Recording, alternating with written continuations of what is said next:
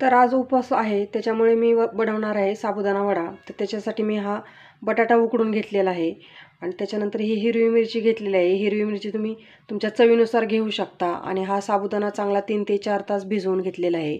हे शेंगदाण्याचं कूट, शेंगदाणे चांगले भाजून तयार करून घेतलेलं आहे. आणि आता ही सर्वप्रथम मी बटाटे जी आहे ती चांगली मॅश करून घेणार आहे. नमस्कार, मी सुजाता. तुमचं खूप खूप स्वागत आहे माझ्या चॅनलवरती. गणपती बाप्पाच्या कृपेने आपला दिवस चांगला जावो अशी मी प्रार्थना करते. चला तर मग आपण आजचा व्हिडिओ सुरुवात करूया. आता ही उकडलेली बटाटे मी चांगली अशी मॅश करून घेतलेले आहेत. ते आता मी ह्या साबुदाण्यामध्ये मिक्स करून घेणार आहे.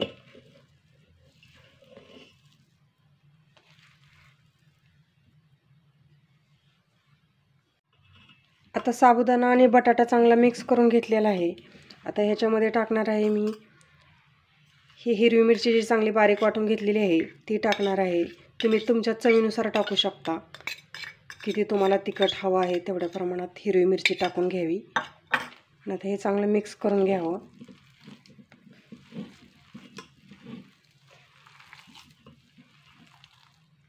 आता हे चांगलं मिक्स करून झालेलं आहे. आता ह्याच्यामध्ये मी टाकणार आहे हे शेंगदाण्याचं कूट जे आहे, शेंगदाणे चांगले बारीक करून घेतलेले ते आता ह्याच्यामध्ये टाकून घ्यावं. लागेल एवढ्या प्रमाणातच शेंगदाण्याचं कूट टाकून घ्यावं. आता त्याच्यामध्ये मिक्स करता येणार म्हणून मी हे भांडं बदलून घेतलेलं आहे. आता ह्याच्यामध्ये टाकावं चवीनुसार मीठ. आणि मीठ टाकल्यानंतर पुन्हा चांगलं मिक्स करून घ्यावं.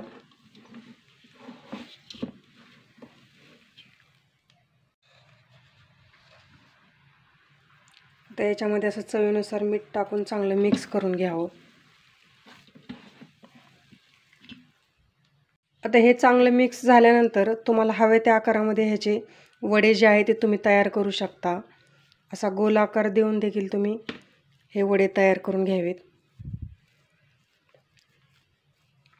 अशा हातावरती चांगले वडे तयार करून घ्यावेत.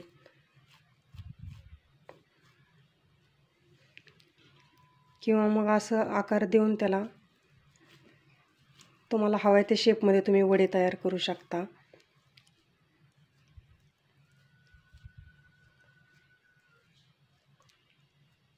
असं मध्ये होल पाडून देखील तुम्ही वडे जे आहे ते हे सर्व तयार करून घेऊ शकता. मेदू वड्यासारखा आकार देऊन असे देखील तुम्ही वडे बनवू शकता.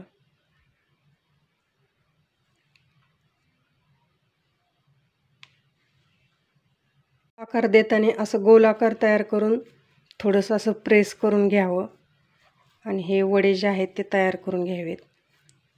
म्हणजे थोडंसं असं आतमध्ये प्रेस करून घेतलं की तळायला पण सोपं जातं. आतपर्यंत वडे जे आहेत ते तळले जातात. म्हणून थोडंसं असं हातावरती थोडंसं प्रेस करून घ्यावं. आणि हे साबुदाणा वडे जे आहेत ते तयार करून घ्यावेत. तेल चांगलं गरम झालेलं आहे. आणि आता हे वडे जे आहेत ते गॅसच्या लो मिडियम फ्लेमवरती चांगले तळून घ्यावेत. गोल्डन ब्राऊन कलर येईपर्यंत तळून घ्यावेत. आणि गॅसची फ्लेम ही लो मिडियम ठेवावी. म्हणजे वडे जे आहेत ते आतमध्ये चांगले तळले जातात. म्हणून गॅसच्या लो मिडियम फ्लेमवरती वडे जे आहेत ते चांगले तळून घ्यावे.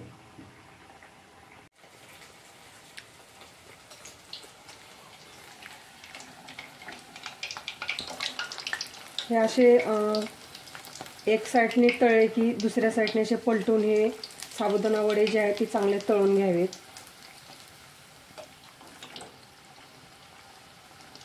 असं चांगला गोल्डन ब्राऊन कलर येईपर्यंत हे वडे चांगले तळून घ्यावेत. हलवत राहावं असं अधूनमधून.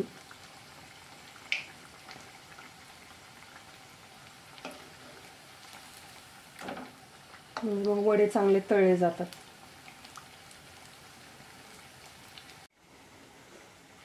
आता केल्यात मम्मीने माझे फेवरेट साबुदाणा वडा जे की मला खूप आवडतात.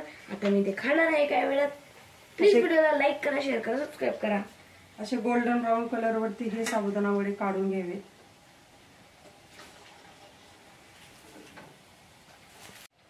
तर आपला हा साबुदाणा वडा जो आहे तो तयार झालेला आहे. हा तुम्ही दह्यासोबत खाऊ शकता किंवा शेंगदाण्याच्या चटणीसोबत देखील तुम्ही खाऊ शकता. खूप टेस्टी असा वडा लागतो हा. नक्की ट्राय करा ही रेसिपी. आणि हा व्हिडिओ कसा वाटला ते कमेंटमध्ये लिहा. आवडलं तर लाईक करा, शेअर करा. आणि चॅनलवरती नवीन असाल तर सबस्क्राईब करा अशाच नवनवीन व्हिडिओज पाहण्यासाठी. वा किती खमंग वास येत आहे. माझी तर मला भूक कंट्रोल होत नाही. आज उपवास धरला आहे तर मला असं वाटतं की कधी सोडते उपवास, बट आज नाही सोडू शकत, मी उद्या सोडणार आहे. पण दही वडा खाल्ल्यावर मला खूप मजा येणार. छान झालाय वडापाव. दही साबुदाणा वडा. मी कन्फ्युजन होऊन जाते दरवेळेस.